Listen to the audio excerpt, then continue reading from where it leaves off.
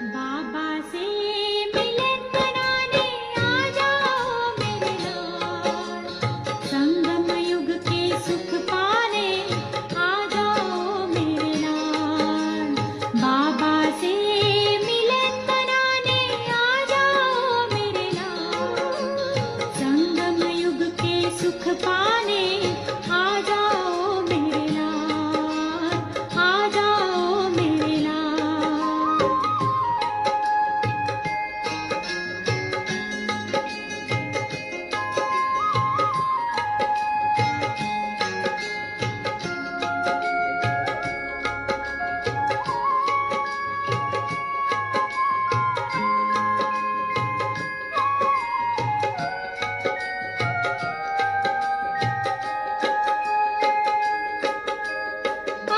वतन में मिलन होता आकारी फरिश्तों का, सुख देते बाप दादा कई दिव्य से रिश्तों का।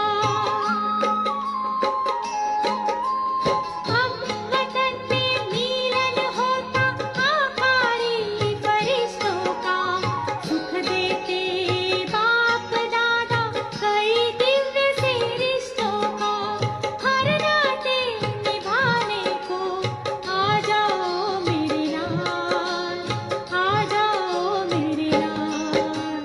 बाबा से मिलन मनाने आ जाओ मेरे लाल, संगम युग के सुख पाने आ जाओ मेरे लाल, आ जाओ मेरे लाल।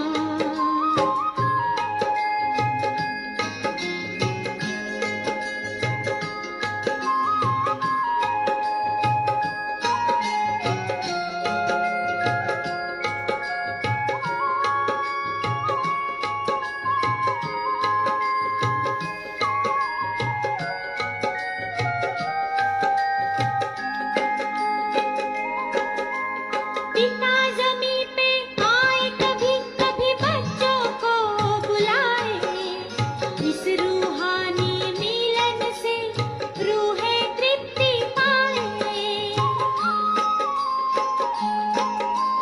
पिता जमी पे आए कभी कभी बच्चों को बुलाए, इस रूहानी मिलन से रूहें तृप्ति पाए। सुख से भरने झोली आ जाओ मेरे लाल, आ जाओ मेरे लाल। बाबा से मिलन मनाने आ जाओ मेरे लाल, संगम युग के सुख पाने आ जाओ मेरे लाल, आ जाओ मेरे लाल।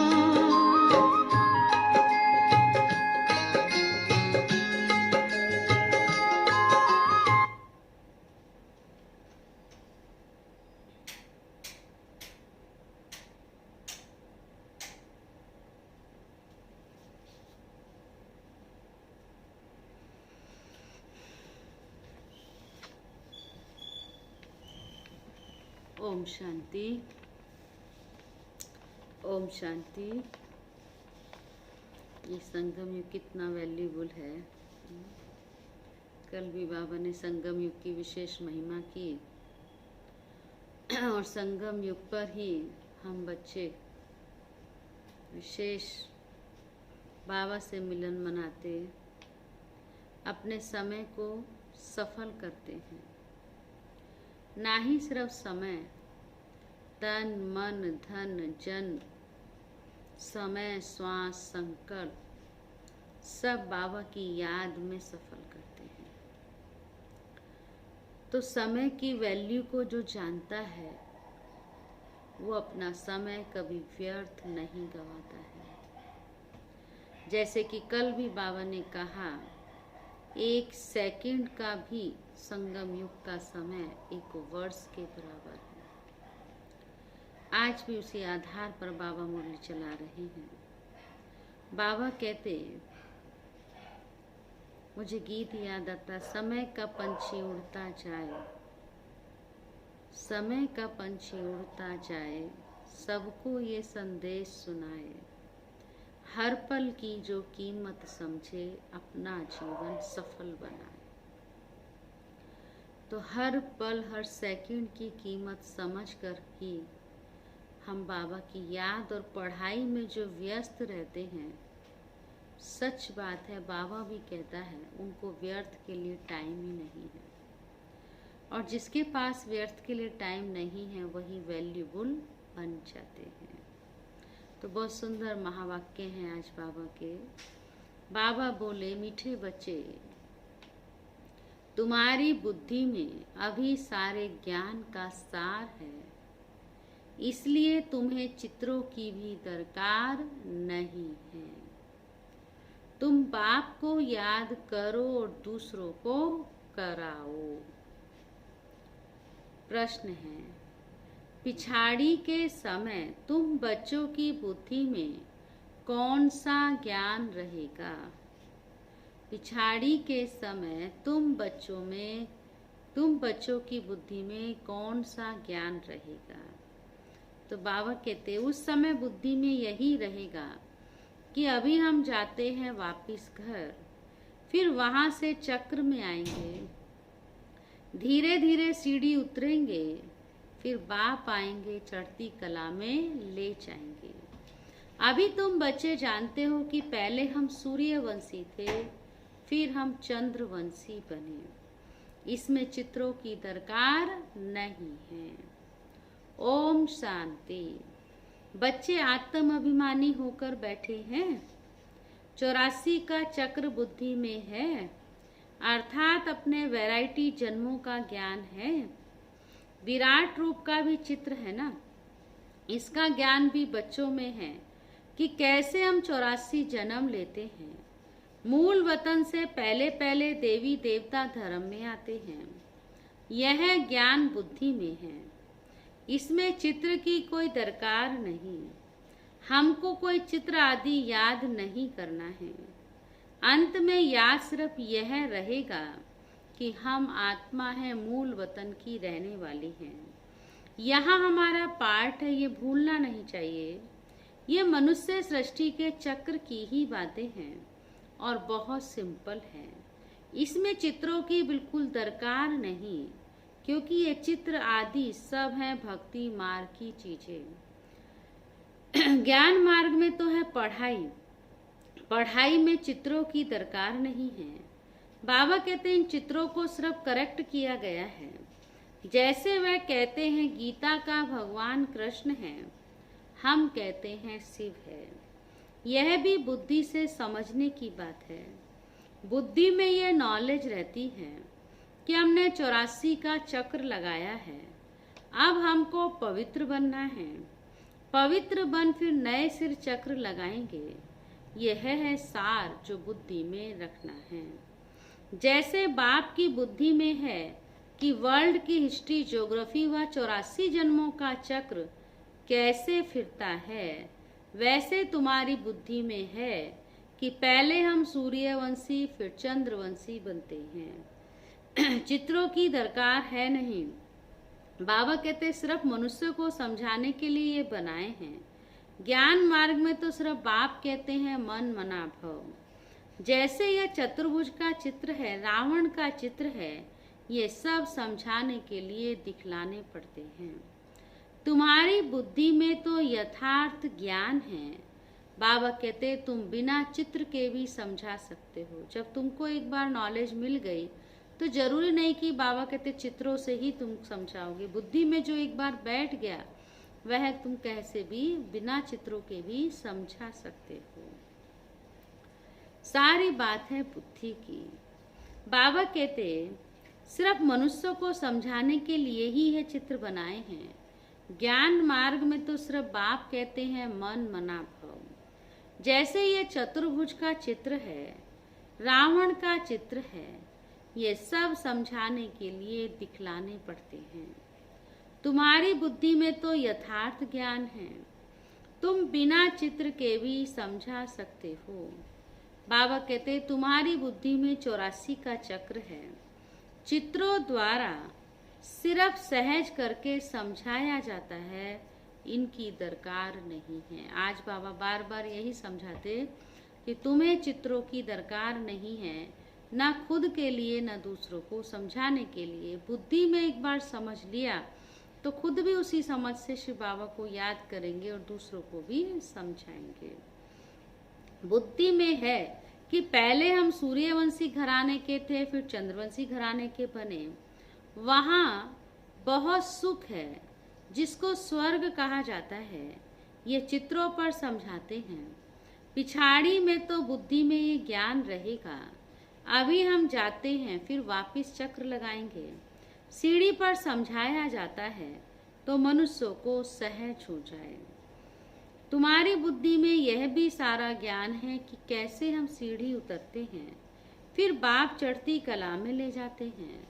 बाप कहते हैं मैं तुमको इन चित्रों का सार समझाता हूँ। जैसे गोला है तो उस पर समझा सकते हैं। ये 5000 वर्ष का चक्र है। अगर लाखों वर्ष होते तो संख्या कितनी बढ़ जाती। कृष्ण का दिखाते हैं 2000 वर्ष, इसमें कितने मनुष्य होते हैं।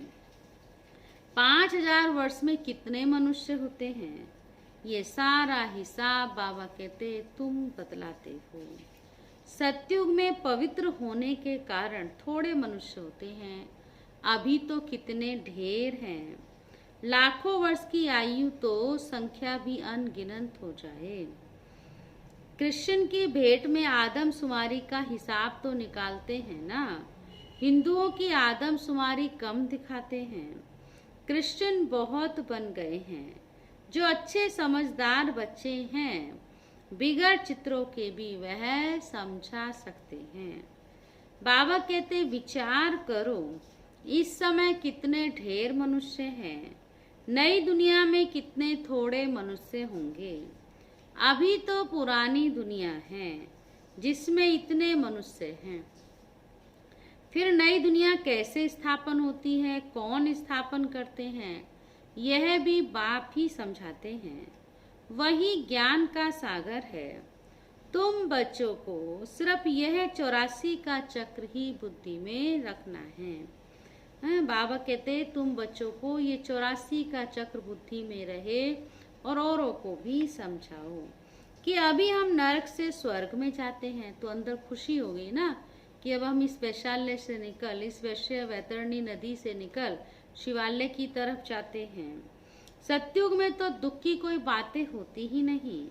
ऐसी कोई अप्राप्त वस्तु नहीं जिसकी प्राप्ति के लिए वहां पर पुरुषार्थ करें। यहाँ पुरुषार्थ करना पड़ता है।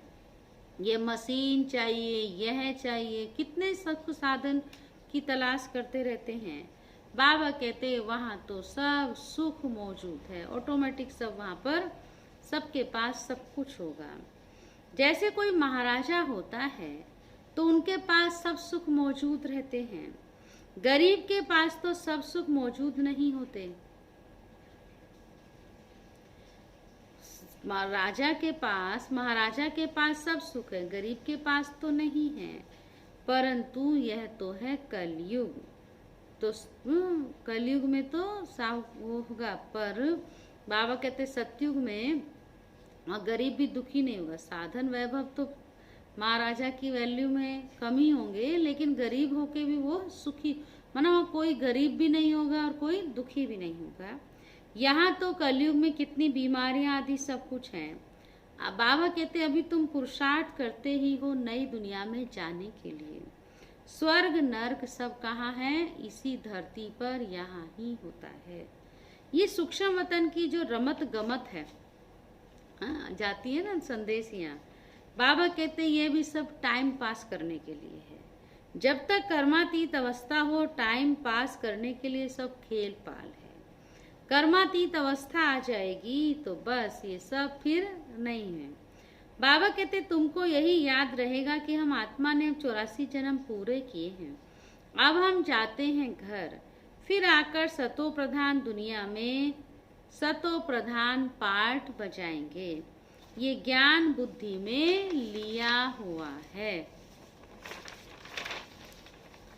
इसमें चित्रों आदि की दरकार नहीं। जैसे बैरिस्टर कितना पढ़ते हैं, बैरिस्टर बन गए, बस जो पाठ पढ़े वह खलास, है ना। रिजल्ट निकली प्रारब्ध की, तुम भी पढ़कर फिर जाकर राजा ही करेंगे। वहाँ नॉलेज की दरकार नहीं है। कहा सत्युग में। इन चित्रों में भी रॉन्ग राइट क्या है, यह भी बाबा कहते हैं अभी तुम्हारी बुद्धि में है। बाप बैठ समझाते हैं, लक्ष्मी नारायण कौन है, ये विष्णु क्या है। विष्णु के चित्र में ही मनुष्य मूंझ जाते हैं। बिगड़ समझ के पूजा भी जैसे फालतू हो जाती है। समझते कुछ भी नहीं है।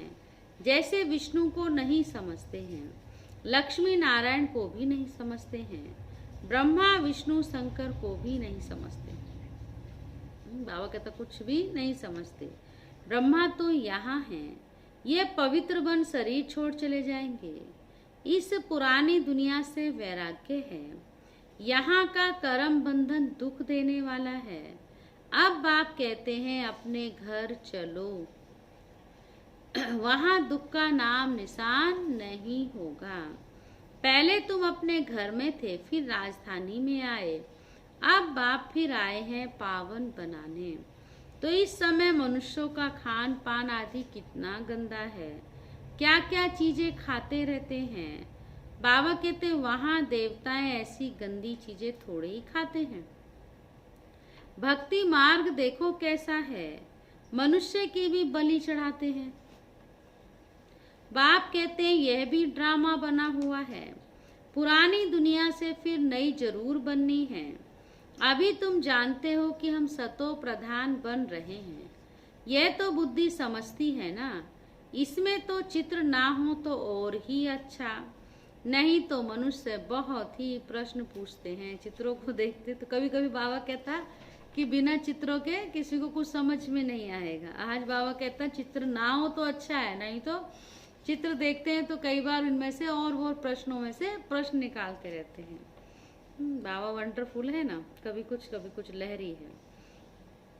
तो बाबा कहते हैं अब उस समय जब बाबा ने बात कही होगी, कोई आए होंगे समझने के लिए, उनको समझा रहे होंगे, तो चित्र देख के और कोई कई प्रकार के प्रश्न निकाल रहे होंगे। इसलिए बाबा ने कहा चित्र में तो और प्रश्न आदि निकलते रहते हैं। बाप ने 84 जन्मों का चक्र समझाया है। हम ऐसे सूर्यवंशी, चंद्रवंशी, वैश्यवंशी बनते हैं, इतने जन्म लेते हैं। यह सब बुद्धि में रखना होता है।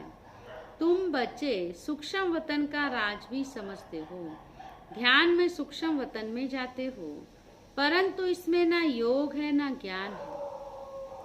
यह सब एक रस्म है। समझाया जाता है कैसे आत्मा को बुलाया जाता है, फिर जब आती है तो रोते हैं, पश्चाताप होता है।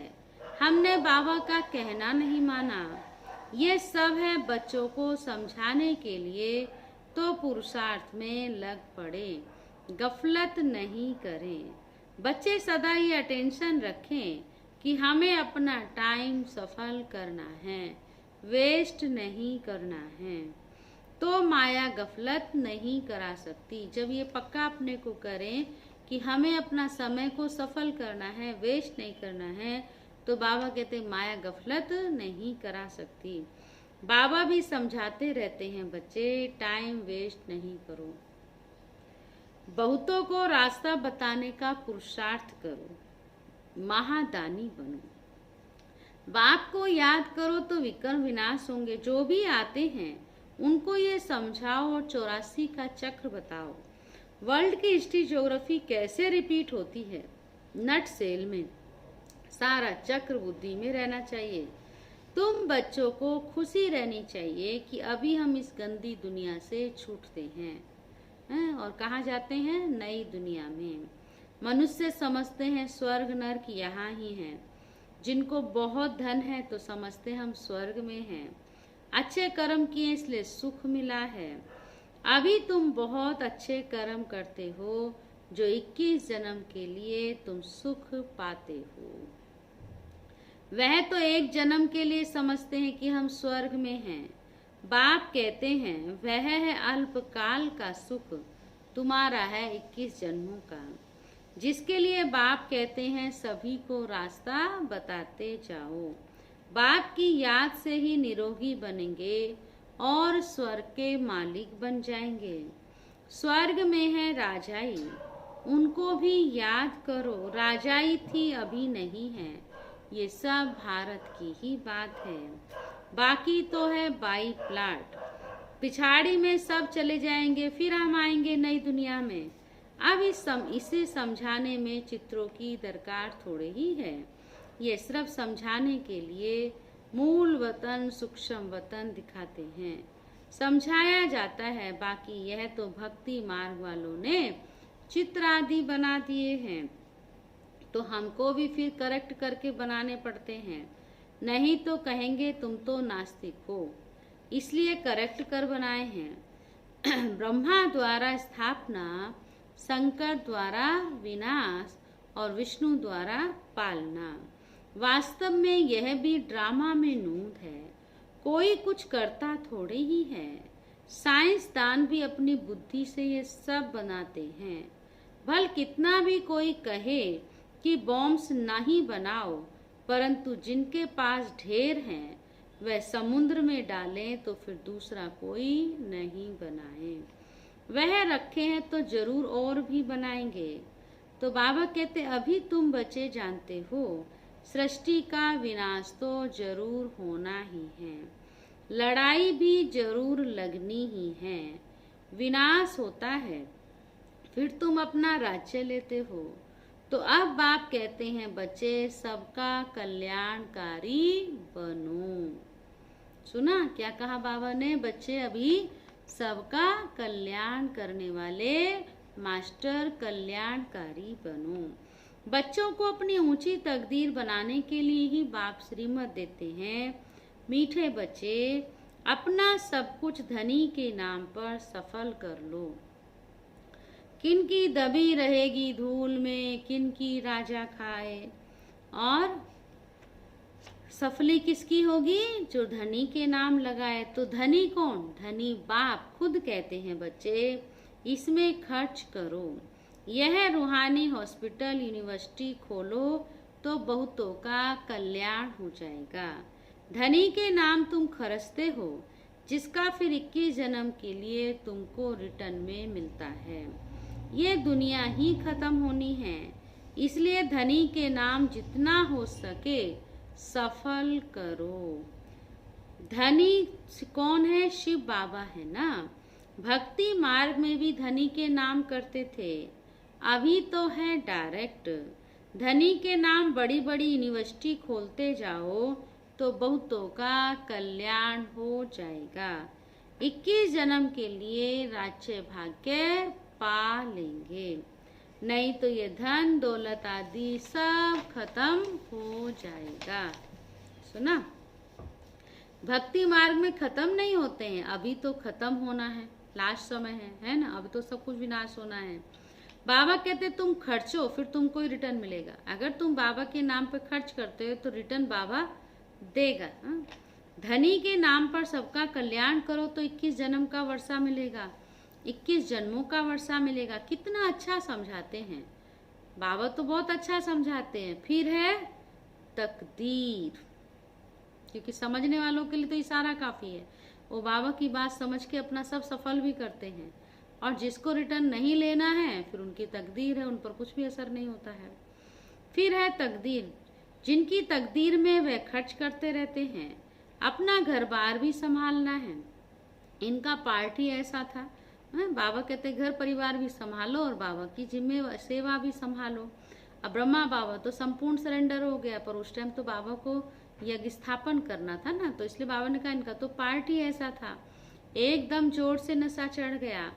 बाबा बादशाही देते हैं तो फिर गदाई क्या करेंगे? तुम सब बादशाही लेने के लिए बैठे हो तो फॉलो करो ना।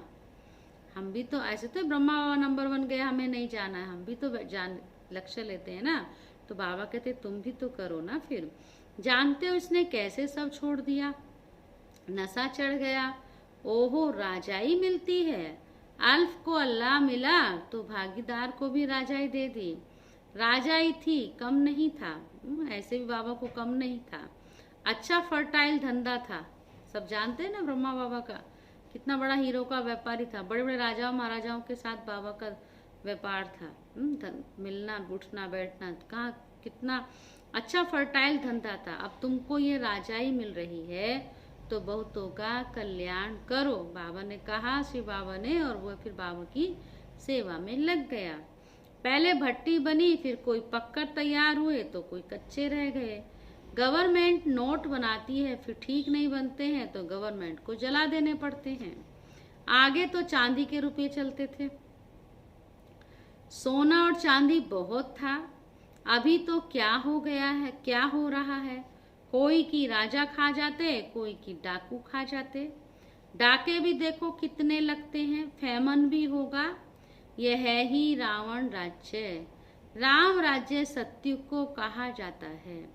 बाप कहते हैं, तुमको मैंने इतना ऊंच बनाया, फिर तुम कंगाल कैसे बने। अब तुम बच्चों को इतनी नॉलेज मिली है तो खुशी होनी चाहिए ना।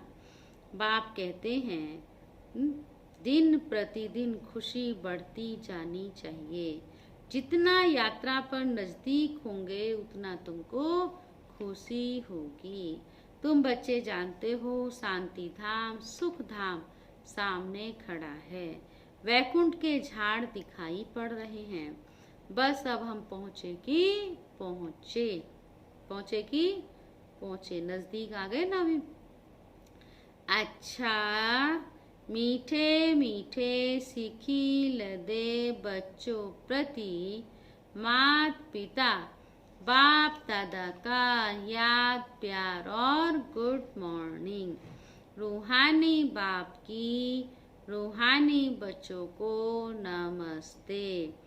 हम रूहानी बच्चों की रूहानी बाप दादा को भी गुड मॉर्निंग, नमस्ते नमस्ते।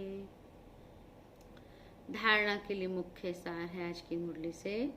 बाबा ने विशेष कहा, अपना टाइम सफल करने का टेंशन रखना है, अपने समय को व्यर्थ नहीं गंवाना है। माया गफलत ना करा सके, इसके लिए महादानी बन बहुतों को रास्ता बताने में बिजी रहना है। सेकंड पॉइंट, अपनी ऊंची तकदीर बनाने के लिए धनी के नाम पर सब कुछ सफल करना है। रूहानी यूनिवर्सिटी खोलनी है। वरदान, कड़े नियम और दृढ़ संकल्प द्वारा अलबेलेपन को समाप्त करने वाले ब्रह्मा बाप समान अथक भव। ब्रह्मा बाप समान अथक बनने के लिए अलबेलेपन को समाप्त करो। इसके लिए कोई कड़ा नियम बनाओ, दृढ़ संकल्प करो। अटेंशन रूपी चौकीदार सदा अलर्ट रहे तो अलबेलापन समाप्त हो जाएगा। पहले स्वयं के ऊपर मेहनत करो, फिर सेवा में, तब धरनी परिवर्तन होगी। पहले स्वयं पर मेहनत करो, फिर सेवा में और धरनी में परिवर्तन होगा। अभी सिर्फ कर लेंगे, हो जाएगा, इस आराम के संकल्पों के डनलप को छोड़ो। करना ही है, ये स्लोगन मस्तक में याद रहे तो परिवर्तन हो जाएगा। सुना? स्लोगन है, समर्थ बोल की निशानी है जिस बोल में आत्मिक भाव और शुभ भावना हो। समर्थ बोल की निशानी जिसमें आत्मिक और शुभ भावना हो। ओके, चलो, ओम शांति, ओम शांति। अभी बाबा को याद करें, अटेंशन रखें अपने ऊपर, सब कुछ सफल कर सफलता को प्राप्त करें। ओके, शुक्रिया बाबा का, शुक्रिया।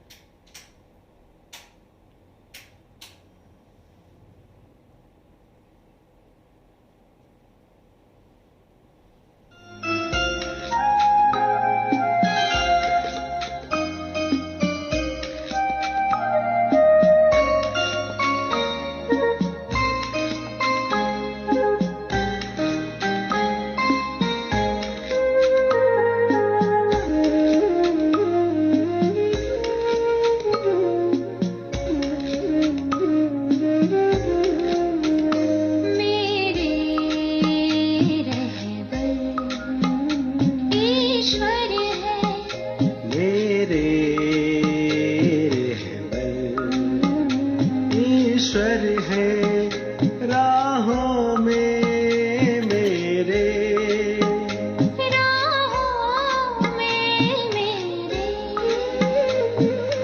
ओ हम सफर हैं, हम सफर हैं मेरे ईश्वर है मेरे, ईश्वर है।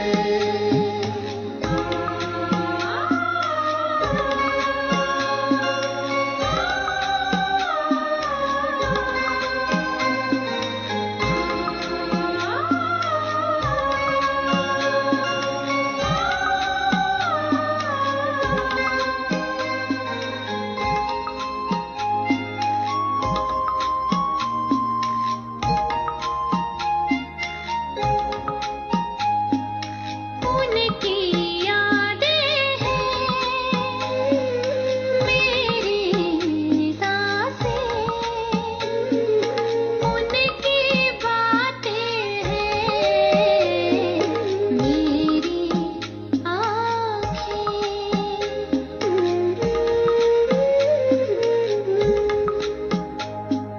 उनकी यादें हैं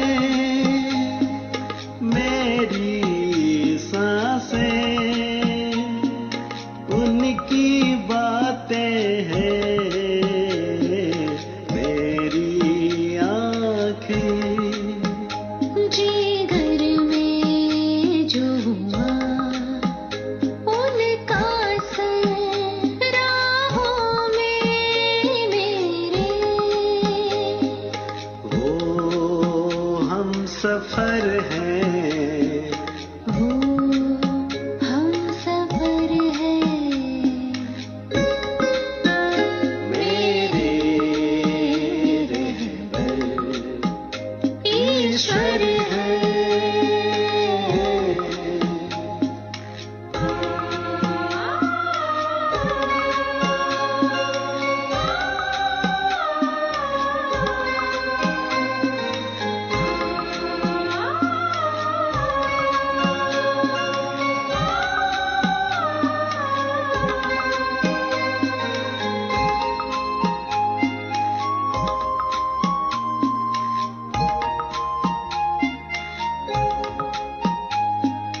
हमको पाला है, जीवन संभाला, देके दृष्टि हमें